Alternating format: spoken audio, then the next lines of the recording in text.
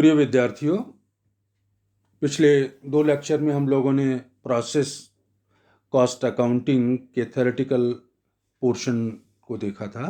आज उसी से संबंधित न्यूमेरिकल क्वेश्चन हम लेंगे और उसका सॉल्यूशन देखेंगे। न्यूमेरिकल क्वेश्चन लेकर के सॉल्यूशन देखेंगे। साथ ही इस क्वेश्चन में जो नॉर्मल और एबनॉर्मल लॉस है तथा एबनॉर्मल गेन्स और इफेक्टिव्स हैं, उनका ट्रीटमेंट आप किस तरह से करेंगे उसके बारे में चर्चा करेंगे। तो देखिएगा, क्वेश्चन इस तरह से है। निम्न विवरणों के आधार पर प्रक्रिया खाते बनाकर यह बताइए कि आपने प्रत्येक प्रक्रिया की प्रति इकाई लागत तथा क्षय किस प्रकार ज्ञात किए। 3 प्रक्रियाएं दे रखी हैं, process A, B, C. Material तीनों प्रक्रियाओं में 10,000, 8,000 और 6,000 का लगाया है। वेजेस दे रखी है 5,000, 4,000 और 1,000। फैक्ट्री एक्सपेंसेस, इनडायरेक्ट एक्सपेंसेस को किसी आधार पे अगर कंबाइंड दिए जाते हैं तो हम बांट लेते हैं, और कुछ नहीं कहते हैं तो डायरेक्ट वेजेस के अनुपात में बांटते हैं। थ्योरेटिकल पोर्शन में हमने देखा था। यहाँ चूंकि बांट के ही दे रखा है तो कोई इशू नहीं है। नॉर्मल वेस्टेज ए प्रक्रिया में 2% है, बी में 5% और सी में 10% है। स्क्रैप ऑफ वेस्टेज पर 100 यूनिट्स, 100 इकाइयों का जो स्क्रैप है उसको ए प्रक्रिया में जो निकलेगा उसको तो 20 रुपये में बेच सकते हैं। बी प्रक्रिया के स्क्रैप को बेचें तो 100 यूनिट्स पे मिलेगा 40 रुपये और सी में मिलेगा 50 रुपये। आप जानते हैं कि जो नॉर्मल प्रोसेस को में लॉस होता है, नॉर्मल लॉस से जो पैसा मिलता है स्क्रैप के रूप में बेचने से, वो प्रक्रिया खाते में क्रेडिट किया जाता है। मींस टोटल कॉस्ट को उससे रिड्यूस किया जाता है। इनपुट 5,000 यूनिट्स ए प्रक्रिया में जब आपने प्रोसेस शुरू किया तो 10,000 रुपये का इनपुट लगाया था, 5,000 इकाइयाँ थी।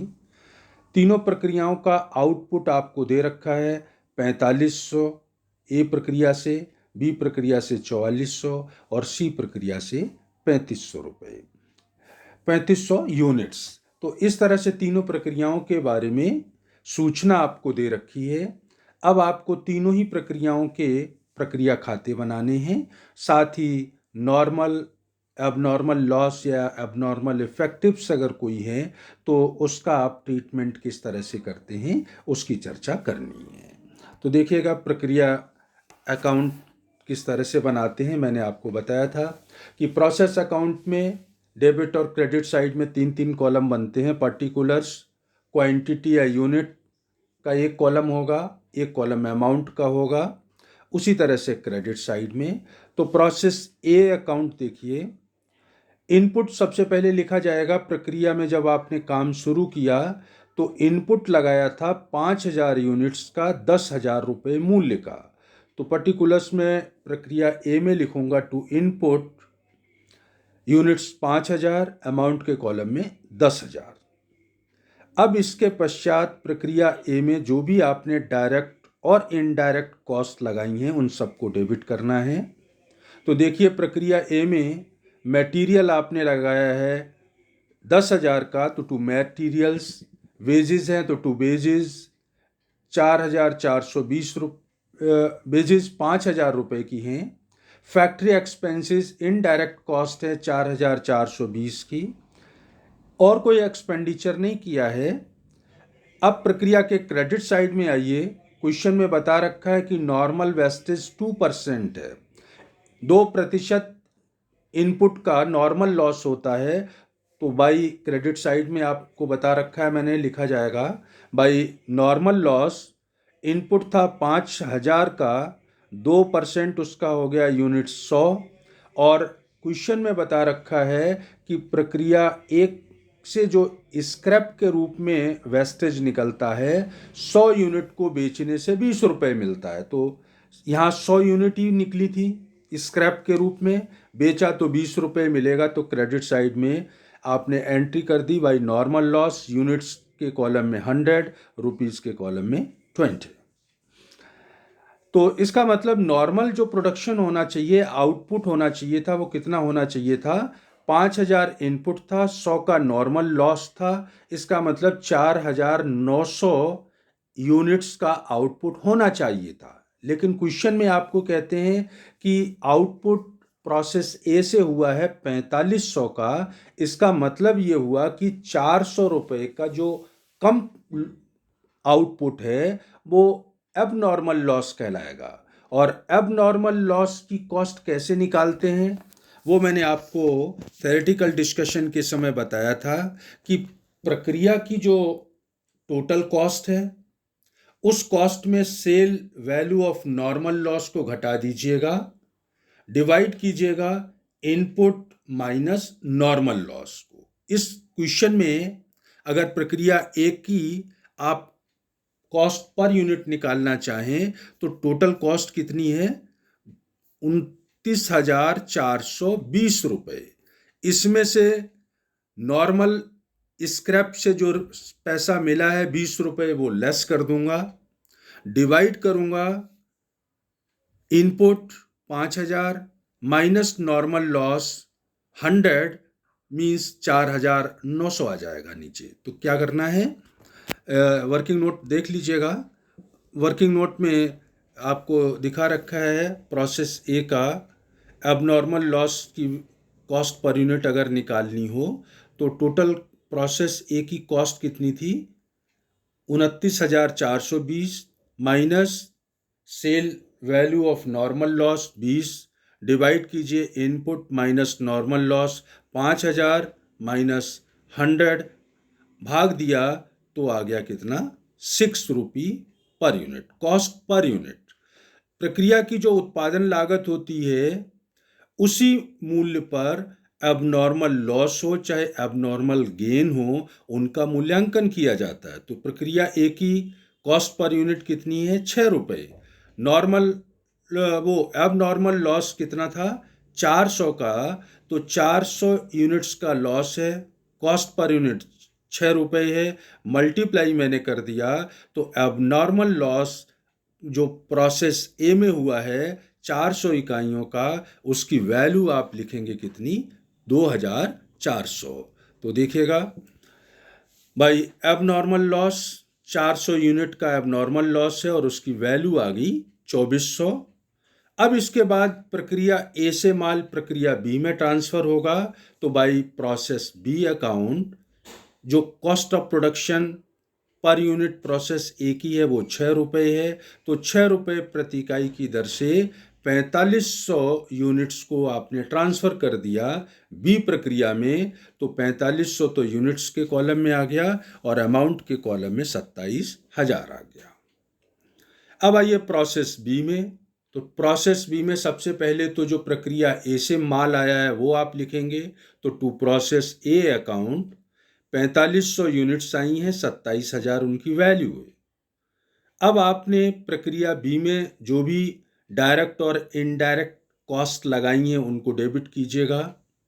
मटेरियल क्वेश्चन में कहते हैं 8,000, wages 4,000, factory expenses 3,840। Normal wastage 5% है तो भाई नॉर्मल वेस्टेज 4500 यूनिट्स का 5% मीन्स 225 यूनिट्स। और 100 इकाइयों को प्रक्रिया बी से अगर वो निकलें तो बेचने पर 40 रुपये मिलते हैं, 100 पर मिलते हैं 40, तो 225 का कितना मिलेगा? 90 रुपये। तो भाई नॉर्मल वेस्टेज यूनिट के कॉलम में 225, अमाउंट के कॉलम में 90 लिख दिया आपने। तो यहाँ पर देखिए क्वेश्चन में 4500 इनपुट था और 225 नॉर्मल वेस्टेज हो गया। तो 4500 में से अगर आप 225 घटाएंगे तो आउटपुट होना चाहिए था 4275 का। 4275 का होना चाहिए था, लेकिन एक्चुअल में जो आउटपुट बता रहे हैं क्वेश्चन में वो बता रहे हैं 4400 का। इसका मतलब ये हुआ कि जो नॉर्मल लॉस आपने लिखा है उतना नॉर्मल लॉस नहीं हुआ है। नॉर्मल लॉस तो फिर इसका मतलब कितना हुआ है? 100 इकाइयों का हुआ है। 4500 आपने इनपुट लगाया, 4400 आउटपुट हो रहा है, तो नॉर्मल लॉस 100 का ही हुआ है, जबकि नियमानुसार होना चाहिए था कितना, 225 का। 225 का होता नॉर्मल लॉस। आपको जो प्रोडक्शन मिलना चाहिए था वो मिलना चाहिए था 4275 का। 4500 में से 225 घटा देंगे तो 4275 आउटपुट होना चाहिए, लेकिन आउटपुट कितना मिल गया, 4400 का। तो 125 जो ज़्यादा मिल गया वो क्या कहलाता है, एबनॉर्मल गेन या एबनॉर्मल इफेक्टिव्स। एबनॉर्मल गेन या इफेक्टिव्स को प्रक्रिया खाते के डेबिट साइड में लिखा जाता है, और इसका मूल्यांकन भी एबनॉर्मल लॉस की तरह ही किया जाता है। मींस उस प्रक्रिया की जो कॉस्ट पर यूनिट होगी, उस कॉस्ट पर यूनिट के आधार पर ही एबनॉर्मल गेन का भी मूल्यांकन करके प्रक्रिया खाते में हम डेबिट कर देंगे। तो देखिएगा वर्किंग नोट में, प्रोसेस बी में एबनॉर्मल गेन के लिए कॉस्ट पर यूनिट मुझे चाहिए, तो कॉस्ट पर यूनिट प्रक्रिया बी की अगर आप निकालेंगे तो प्रक्रिया बी में 27,000 तो इनपुट आया था प्रक्रिया ए से, 8,000 लगा दिया आपने मटेरियल का, 4,000 वेजेस का, 3,840 लगा दिया फैक्ट्री एक्सपेंसेस का। नॉर्मल वेस्टेज 225 का था, 90 रुपये आपको बेचने से मिल रहे हैं तो 90 रुपये वो लेस कर दिए। भाग लगाया, वही जो एबनॉर्मल लॉस के टाइम पे फार्मूला आपने देखा, means input minus normal loss. Input कितना है 4500, नॉर्मल लॉस 225 का, तो इसको आपने सॉल्व कर दिया तो ये आ गया 10। इसका मतलब प्रक्रिया बी की जो कॉस्ट पर यूनिट है वो 10 है, और चाहे वो नॉर्मल गेन हो, चाहे एबनॉर्मल गेन हो, चाहे वो एबनॉर्मल लॉस हो, प्रक्रिया की जो उत्पादन लागत होती है उसी के आधार पे उसका मूल्यांकन होता है। इस क्वेश्चन में 125 इकाइयों का अधिक उत्पादन हो गया, नॉर्मल लॉस से कम लॉस हुआ, तो इसका मतलब आपको बचत होगी 125 इकाइयों की। 125 इकाइयों का जो गेन है उसकी वैल्यू आप निकालेंगे तो प्रक्रिया बी की जो उत्पादन लागत है वो 10 रुपये पर यूनिट है। तो 125 इंटू 10 कर दिया आपने 1250, और इस 1250 को हम प्रक्रिया बी के खाते में डेबिट करेंगे क्योंकि बचत है।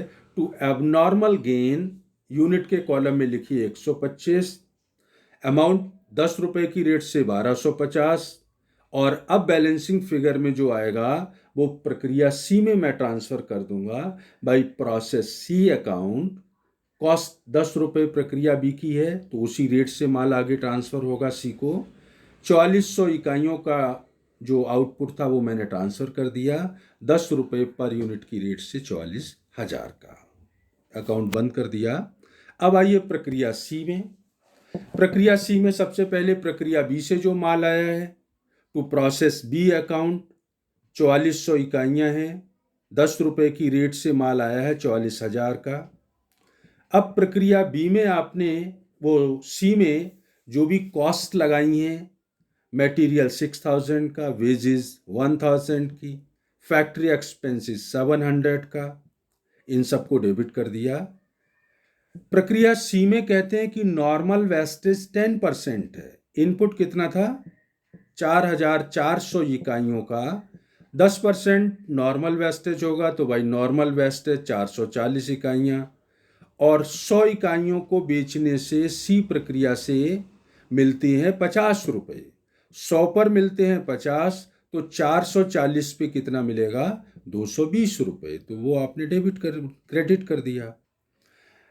अब 4400 में से अगर आप 440 घटाएं, 440 घटा देंगे तो आउटपुट आना चाहिए था 3,960 इकाइयों का, लेकिन वास्तव में जो आउटपुट है वो कह रहे हैं कि 3,500 इकाइयों का ही है, 3,500 इकाइयों का ही आउटपुट हुआ। तो इसका मतलब ये है 460 इकाइयों का अतिरिक्त लॉस हुआ है, और जो अतिरिक्त लॉस है वो कहलाता है एबनॉर्मल लॉस। एबनॉर्मल लॉस को प्रक्रिया खाते में क्रेडिट करेंगे और उसकी वैल्यू प्रक्रिया की जो उत्पादन लागत है उसके आधार पे निकाली जाती है। तो पहले तो मैं लिख देता हूँ क्रेडिट साइड में बाई एब नॉर्मल वेस्टेज यूनिट्स लिख दिए 460।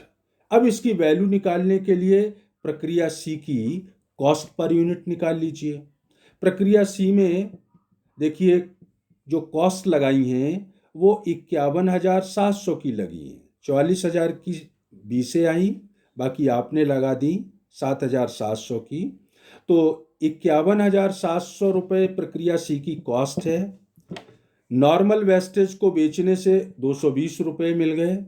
डिवाइड किया आपने इनपुट 4400 माइनस नॉर्मल लॉस 440, भाग दे करके ये आ गया 13।